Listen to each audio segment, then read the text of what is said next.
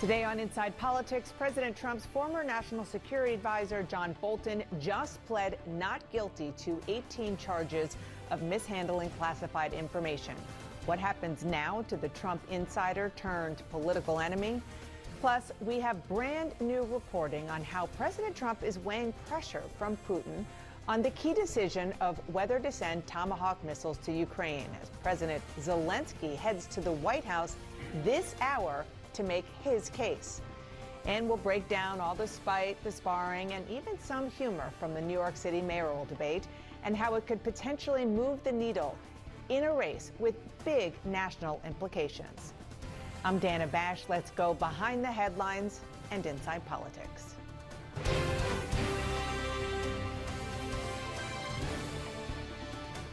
We start with the breaking news. President Trump's former national security advisor, John Bolton, just left a federal courthouse in Maryland after pleading not guilty to 18 charges of mishandling classified information.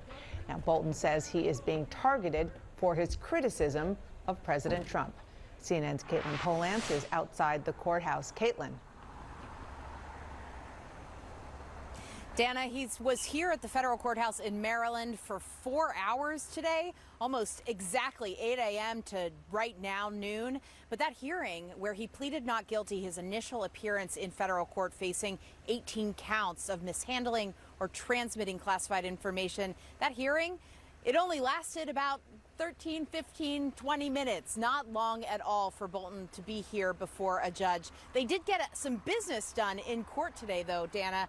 Bolton not only said that he's pleading not guilty to the judge, and we were told by our producers in the courtroom that he said it quite firmly when he was asked what his pleading was. He also has agreed to give up his passport. He's going to have to get permission if he wants to travel outside of the country as he awaits trial. He was released with no other bond conditions that would severely curtail his ability to move about the world and live here in the state of Maryland.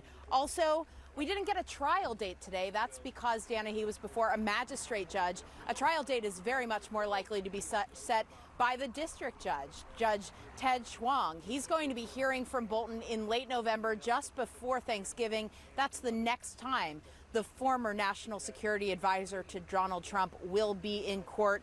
There's going to be some things that happen behind the scenes in the coming weeks, including the evidence that prosecutors have collected over years of investigation that will begin to be handed to the team of John Bolton as they prepare their defenses.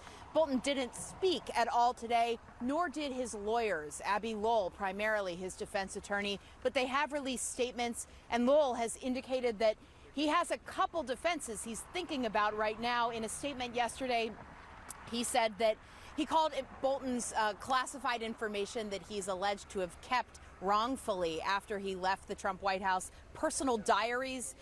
Abbe Lowell also said that those are unclassified, shared only with immediate family, and everything here that's been under investigation the FBI looked at years ago. Dana? Caitlin, thank you so much for being there. You've been way ahead on the story, and we appreciate your reporting. Thanks. And I'm joined here by a terrific group of reporters, including Jim Sciutto. You have been covering John Bolton for a very long time. I want to bring you in, but I just want to set the table by once again showing our viewers specifically what the allegations are against him.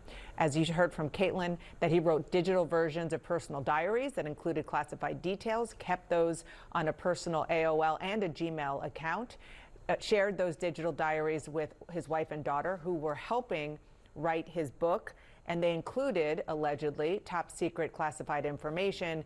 Now, he informed FBI after his account, those accounts were hacked, but didn't disclose classified contents. Yeah. Listen, there are rules around handling classified materials, and quite severe rules. I had a top secret security clearance when I worked in government, and for instance, with documents, you're not supposed to take them out of secure rooms, the SCIF, or if you do, you keep them in a locked safe. You certainly don't want to carry them home, right? Which is one reason why all those boxes in the basement of Mar-a-Lago were an issue for President Trump at the time.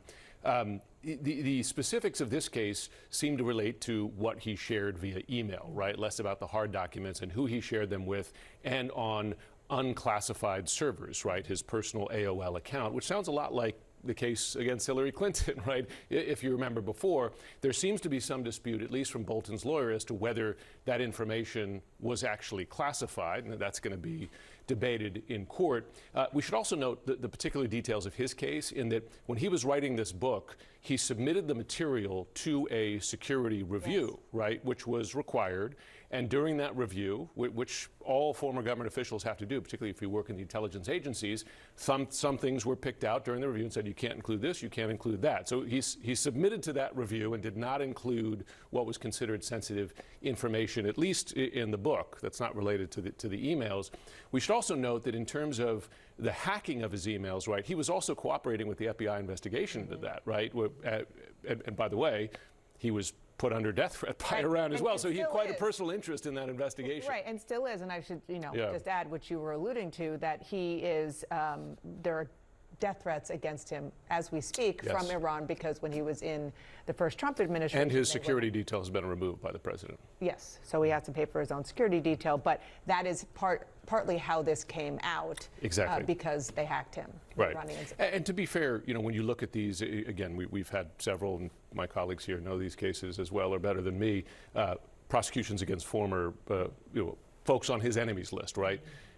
The extent of this one, the number of counts, and at least the alleged evidence behind it appear to be deeper than the ones that we're looking at, for instance, with the Comey case. Yeah, which was the allegation there is that he lied under oath. We'll see what happens in court. The Wall Street Journal editorial board is not a bastion of liberalism. And here's what they said, quote, "There's little doubt that the underlying motivation for this prosecution is retribution." Look, I mean, it certainly follows a pattern of other recent cases we've seen. But to Jim's point, it is different. This was not an indictment that was handed up hastily. I mean, the investigation has been going on for quite some time. It's not in the Eastern District of Virginia, where we've been watching the James Comey and the Letitia James indictment. This is in Maryland. That said, that does not mean that retribution is not at the center of this. I mean, just to listen to the president's own words about this. I mean, he has been angry at John Bolton since even before John Bolton left the first Trump administration White House. So they clashed during the administration. They certainly clashed over the book. The president was furious about that. And what has John Bolton done since there? He's appeared on television a whole lot of times, probably thousands of times. That angers the president. And it also complicates his defense here, because all of those, or many of the things he talked about on television, correlate to the notes that he was taking at the time. So what it kind of reminds me is, and we're old enough to remember this, remember Senator Bob Graham from Florida, who kept detailed diaries of things? I didn't know that John Bolton... There was a lot of Dear Diary. For sure. He kept detailed things to send to his wife and his daughter. Well, that complicated this. So yes, it's under the retribution sort of umbrella, but it is different. You mentioned John Bolton appearing on television. One of those appearances made its way into the indictment, and it goes back to January of 2017, something that Bolton said to Lou Dobbs, of blessed memory, about Hillary Clinton's indictment. Look, as I've said before, I believe it still to this day. If I had done at the State Department what Hillary Clinton did, I'd be wearing an orange jumpsuit now. Well, listen, be careful what you wish for, because he may be. And listen, the Wall Street Journal obviously thinks this is retribution. There is a difference here in terms of the other cases.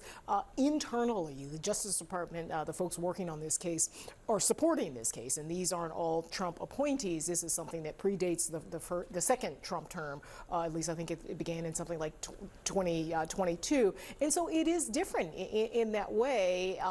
Is Trump very happy to see John Bolton in this situation? Of course he is, because he has, for years, as you said, they have had an antagonistic relationship. He watches TV. He sees John Bolton on TV going after him. So there is that, but this is slightly different from what we've seen. All right, we're going to sneak in a quick break. Any moment, the Ukrainian president, Volodymyr Zelensky, will be arriving at the White House for a really important meeting. One of the many questions is, will President Trump give Ukraine Tomahawk missiles now that he has spoken to Vladimir Putin? Plus, the Hollywood divide. Why are the same celebrities who've been calling for a ceasefire in Gaza for months mostly silent now that there actually is a ceasefire? We're going to have new reporting from our own Elizabeth Wagmeister ahead. Any minute, the Ukrainian President Volodymyr Zelensky will arrive at the White House for his third Oval Office visit this year. Now, Zelensky is expected to push President Trump to let Ukraine buy American long-range Tomahawk missiles, potentially game-changing weapons that would allow Ukraine to fire deep into Russia. Here's what the president said on Monday about that. They'd like to have Tomahawks. That's a step up. They'd like to have Tomahawks. We talked about that. And so we'll see. I think I might speak to Russia about that, in all fairness. I told that to President Zelensky because Tomahawks are a new step of aggression. Now, he did speak to the Russian President, Vladimir Putin, this time yesterday, a call that they say would lead to an in-person meeting soon. So the question is, what does that mean for Zelensky's push to get those Tomahawks right now? My panel is still here to discuss that. Jeff Zeleny, these two men have had a very rocky relationship. I think it's more of like a roller coaster.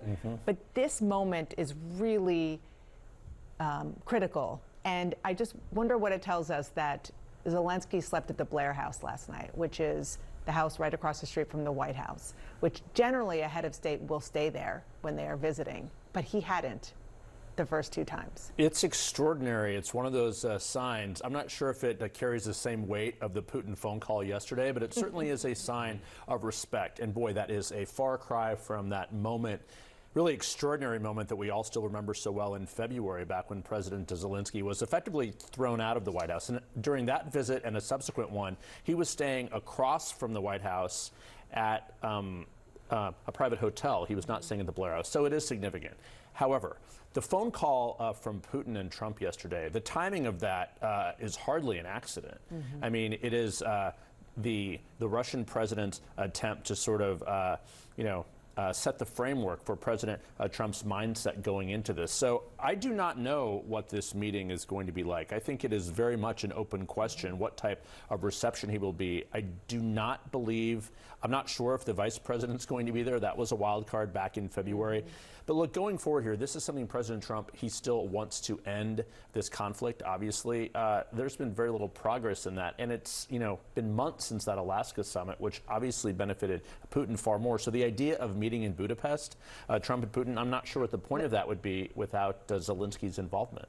I want to just enlighten our viewers on some of the timeline here, and I want to get your take on it afterwards. First of all, a statement that came from Dmitry Peskov, this came today, claiming that they proposed the phone conversation that happened yesterday on the heels of President Trump's successful trip to the Mideast. Putin's first intention, of course, was to congratulate Trump on his success. Okay. Then just a reminder, this is what the president said yesterday after the phone call. I've just concluded my telephone conversation with President Vladimir Putin of Russia. It was a very productive one. He went on to say President Putin and I will then meet in an agreed upon location, Budapest, Hungary, to see if we can bring this inglorious war between Russia and Ukraine to an end. And then the question about sanctions, the threat of sanctions against Russia. Listen to what the president said yesterday afternoon. And we'll make the right determination. I'm not against anything. I'm just saying it may not be perfect timing. It could happen in a week or two, but it's at my option, as you know. Listen, I'm sure Putin's phone call had nothing to do with the fact that Trump is meeting Zelensky today. It was purely congratulatory. Of course it is. He wants to get ahead of this because he's concerned about Tomahawk missiles, because Ukrainian strikes without Tomahawk missiles are already punishing his energy infrastructure. But to your point, two things changed after that call. Putin said something that somehow pushed Donald Trump, which he's done in the past, right? Changes his mind somehow. One, he said, actually, I'm not sure I'm on board about Tomahawks. We may need those missiles. As you're talking, I just want to put up on the screen something we showed yesterday, which is an image that you just described. How deep into Russia a Tomahawk missile could go if it's launched from Kyiv, and that's halfway across the country. Yeah, inside that red line. Go ahead, Jim. So after the phone call, Trump says, actually, I'm not sure I'm on board with Tomahawks. And to your point, after the phone call, when you had this push prior that maybe the Senate was finally going to push this sanctions bill, which is, by the way, has broad bipartisan support across the finish line, Trump said, well, maybe now's not the time to do that. So Putin said something that gave Trump a sense that perhaps now is a time to talk. But it's interesting because the Alaska summit was a failure by Trump's own measure of what a success would be, because he walked into that summit saying, we need to get a ceasefire. He didn't get a ceasefire.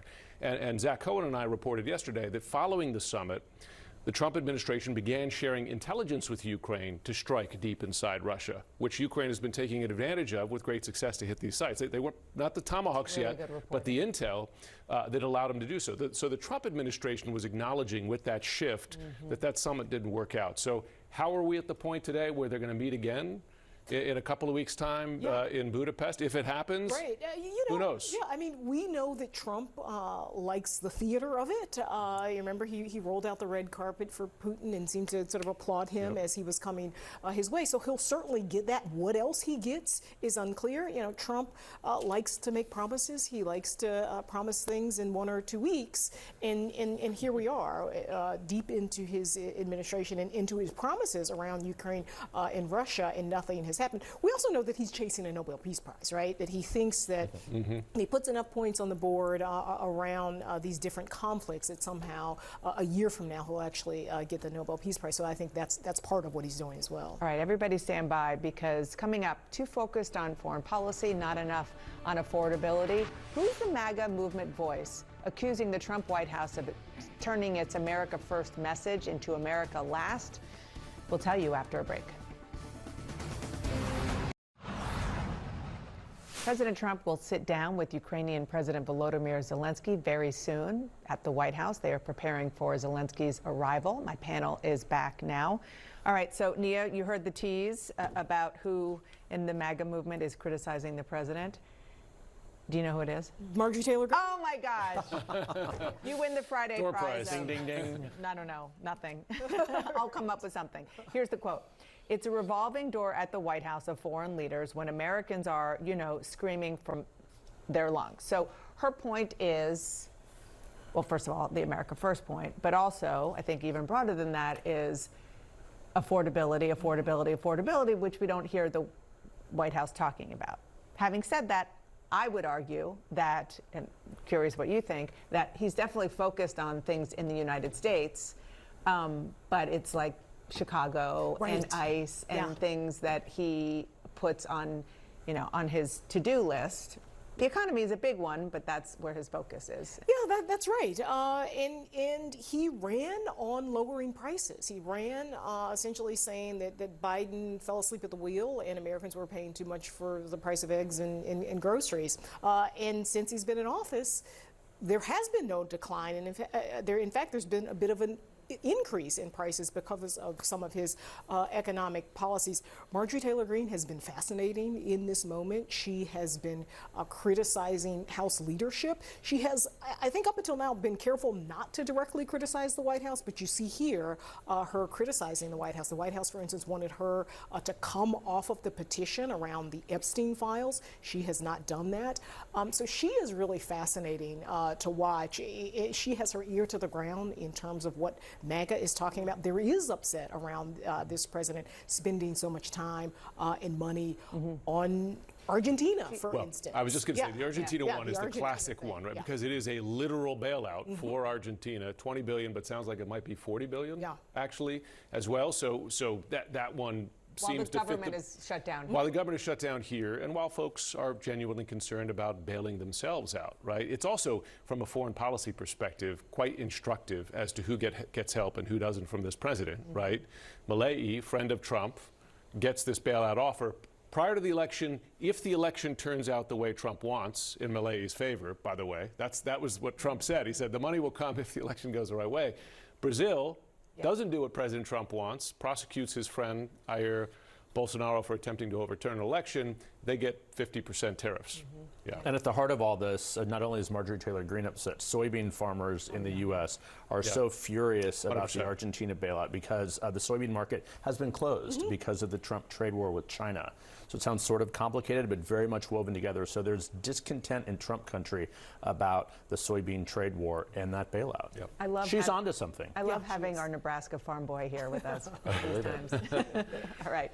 Coming up, free buses, rent freezes, and the mob in the back of a yellow cab. We'll take you to New York City, where the candidates for mayor are not pulling any punches. I don't have an experience, I make up for in integrity. And what you don't have in integrity, you could never make up for in experience. Gloves off in Gotham. With less than 3 weeks until Election Day, the New York City mayoral debate got feisty and personal. He literally has never had a job. On his resume, it says he interned for his mother. This is not a job for a first-timer. Any day, you could have a hurricane, you have, God forbid, a 9/11, a health pandemic.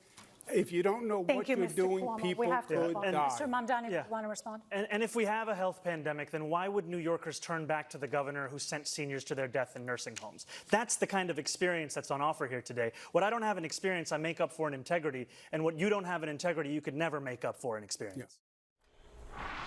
A panel is back, including Isaac Dovere, New Yorker, as Yes. you were saying in the break. True. New Yorker, not soybean farmer, which we like everybody here. Big So, Mr. City Slicker, what do you think of the debate? What's the big takeaway from the sources you're talking I think the big takeaway is that Cuomo could not answer for a lot of parts of his record and what he has done, and Mamdani really couldn't answer for a lot of what he's proposing to do and how he would do it. And that is the choice now that goes in front of New Yorkers, but of course it's not just a binary choice as much as Andrew Cuomo would like that to be the case. Curtis Sliwa was there constantly injecting himself into the conversation, saying after the debate he thinks Andrew Cuomo should be the one to drop out, not him. It makes it really hard to see whether that there's a path for Cuomo to get ahead unless he gets a lot of the Sliwa votes.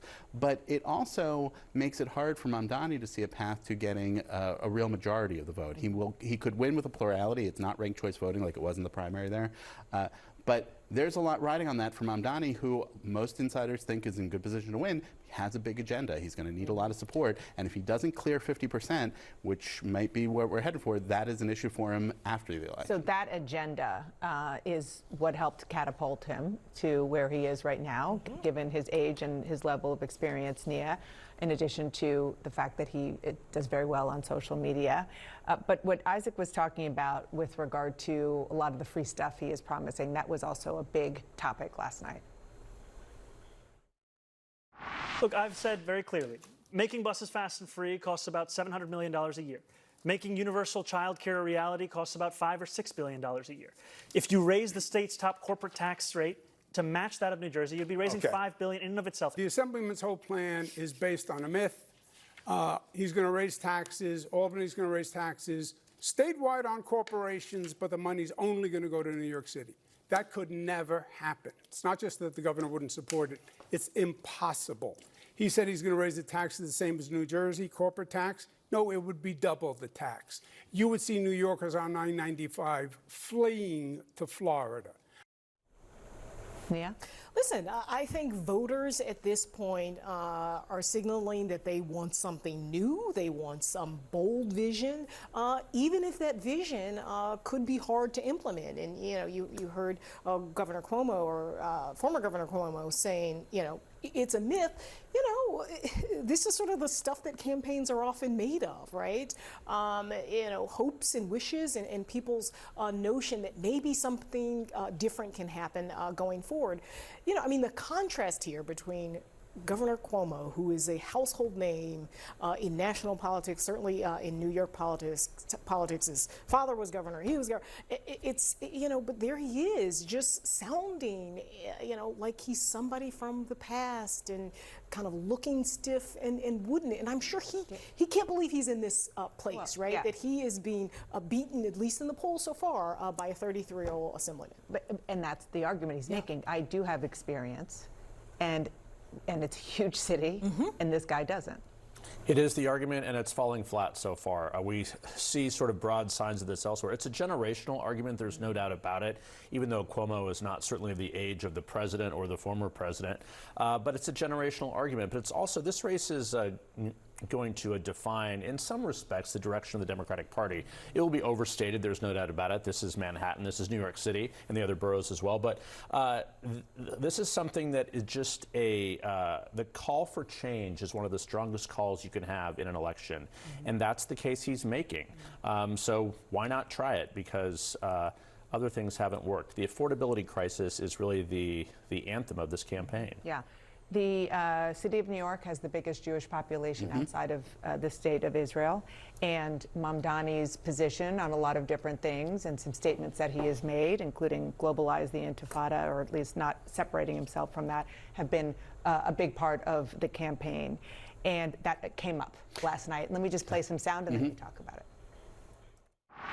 I, like many New Yorkers, am hopeful that this ceasefire will hold. I'm hopeful that it is durable. I'm hopeful that it is just. And for it to be just, we also have to ensure that it addresses the conditions that preceded this. Conditions like occupation, like the siege, and apartheid. The assemblyman just said in his response, well, it depends on occupation.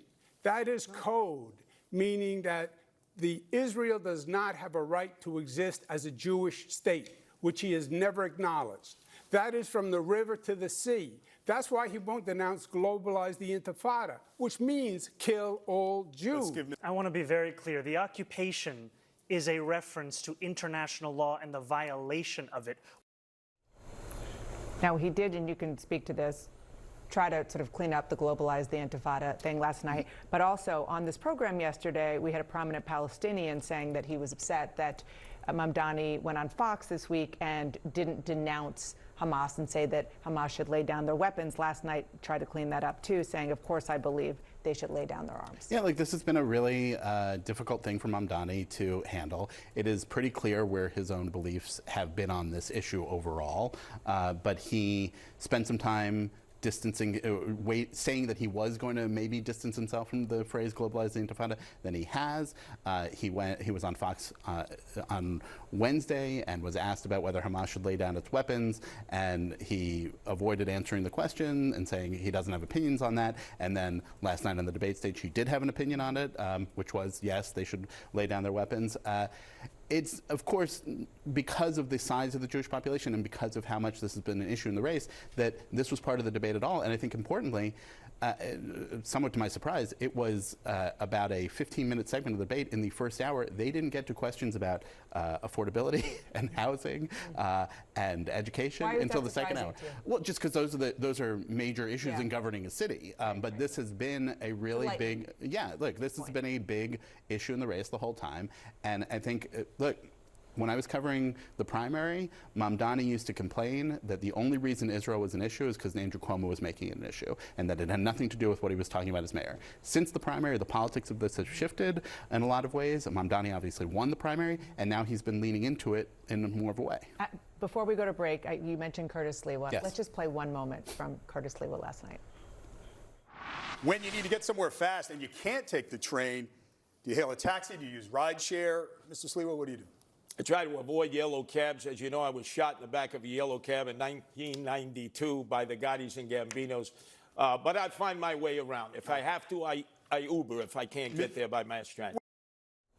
Fact check true. It is true. It's not been fully proven that it was the Gottis, but he was definitely shot. And he said to me a couple weeks ago, I was talking to him, and he said about dropping out of the race. He said, "Look, I've been shot before. The only thing that would get me out of the race is a bullet to the back of the head." Oh, now. God forbid. Oh, my God. So that was his. That's God his forbid, phrasing.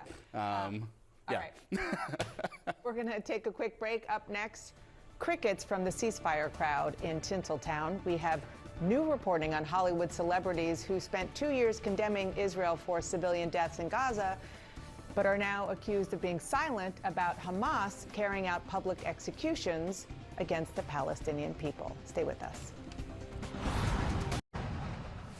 The war in Gaza divided Americans. That's especially on display in Hollywood, where some celebrities have used their voices not just to call for a ceasefire, but a boycott of Israeli films. Now, Warner Brothers Discovery, CNN's parent company, is now the second major studio to openly reject that because it violates anti-discrimination policies.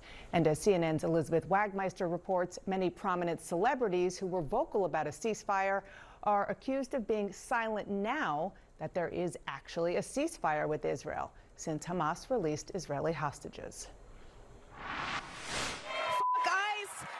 Free Palestine. From Hack star Hannah Einbinder on the Emmy stage. What we are witnessing It's a genocide. To Javier Bardem on the red carpet. Many celebrities have used their platforms to oppose the war in Gaza. You can be pro-Palestinian and pro-Israel at the same time. Deborah Messing is among those in Hollywood who've been vocal in support of Israel and is now calling out other celebrities in the wake of the ceasefire deal.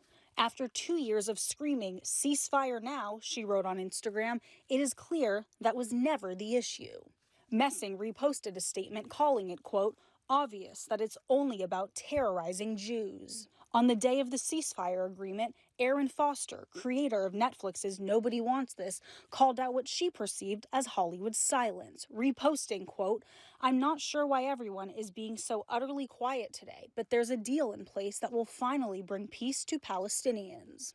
Roughly 500 artists, including Mark Ruffalo and Cynthia Nixon, signed the Artists for Ceasefire petition, which called for an end to Israel's war in Gaza, which was launched after the October 7th massacre by Hamas. Celebrities shouldn't turn real wars into branding exercises. Hen Mazig of the Tel Aviv Institute has counseled pro-Israel celebrities. He says they feel the ceasefire has only deepened the Hollywood divide. Now when the war is ending, they're looking for their friends, they're looking left and right, and no one is there with them. No one is willing to say this very basic, we're not looking for anyone to go down with an Israeli flag. They just want solidarity. Artists for Ceasefire released this statement after the ceasefire deal, calling it a heartening moment of relief, while calling out Israel's bombing and intentional starvation of Palestinian civilians and demanding the enforcement of international law against all responsible parties. It did acknowledge the loss of Israeli life on October 7th and concluded with a call for lasting peace for Palestinians and Israelis. For his part, Ruffalo has focused on Palestinians since the ceasefire, reposting here a call for new homes and clean water, while continuing to criticize Israel. He has not acknowledged the release of the Israeli hostages this week on social media. If those celebrities gave even 1% of their activism to calling out Hamas, as they do call out Israel on a daily basis, I believe that the ceasefire would have happened much earlier on. Before the ceasefire, nearly 4,000 Hollywood artists signed a pledge to boycott any Israeli film institution that is implicated in genocide of the Palestinian people. I cannot work with somebody that's justify or support the genocide. I can't. Paramount rejected the boycott, saying silencing individual creative artists based on their nationality does not advance the cause of peace. Warner Brothers, which shares a parent company with CNN, called the boycott a violation of its policy. While we respect the rights of individuals and groups to express their views, we will continue to align our business practices with our policies and the law. I think that everyone is looking at the film festivals moving forward. Are they going to continue with this soft cancellation of Israeli filmmakers, which has been going on for 2 years? And Elizabeth joins us now. Elizabeth, have any celebrities who were calling for peace in Gaza commented yet on the horrific video of Hamas executing Palestinians in Gaza? You know, Dana, I have reached out to a variety of the most vocal celebrities on this issue. Most did not get back to me. Now, Mark Ruffalo's representative said he was unable to participate in this piece because he's overseas in production. But Javier Bardem, he did get back to me, and it was very important to him to give us this statement, Dana. He said, telling CNN that he is completely against the execution of anyone, including Palestinians, by Hamas, calling the executions, quote, an atrocious act of violence. He says, quote, everyone deserves a fair trial where the accusations are shown and proven, and only then be rightfully accountable by a fair law that obviously does not include execution. Now, Dana, he also addressed that Israeli film boycott, that pledge that he signed along with nearly 4,000 other artists in Hollywood. Here's what he had to say, quote, I want this to be very clear. We do not discriminate against any person based on their nationality, race, religion, or gender.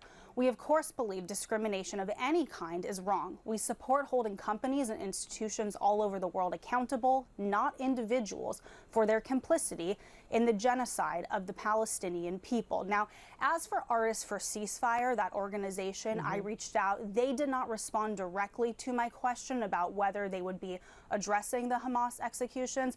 They also declined an interview to speak about the group's next steps now that there is a ceasefire in place, instead referring us to their post on social media. Elizabeth, thank you so much for that report. And up next, a brand new video from Senate Republicans uses artificial intelligence as a political weapon. You're going to see for yourself after a quick break. Artificial intelligence crashing into politics. Today, the National Republican Senatorial Committee posted a video on social media that takes an off-camera quote from Democratic leader Chuck Schumer and turns it into this AI-generated fake soundbite about the shutdown. Every day gets better for us. Chuck Schumer thinks playing with Americans' livelihoods is just a game. When asked about the government shutdown, Schumer said, "Every day gets better for us." Really, Chuck? How's that? Now, just to reiterate, Senator Schumer did say the words in an off-camera interview with Punchbowl News. The Senate GOP campaign committee used AI to turn those words into video and make it look nefarious, as you just saw. It does say in small letters in the bottom right of the screen that it is AI generated. My panel is back now. Jeff? It's a new frontier. I mean, the unusual part about this, they actually are his words. I mean, we're going to see this probably used in a way where they're actually not his words, but it's certainly no context exists with AI.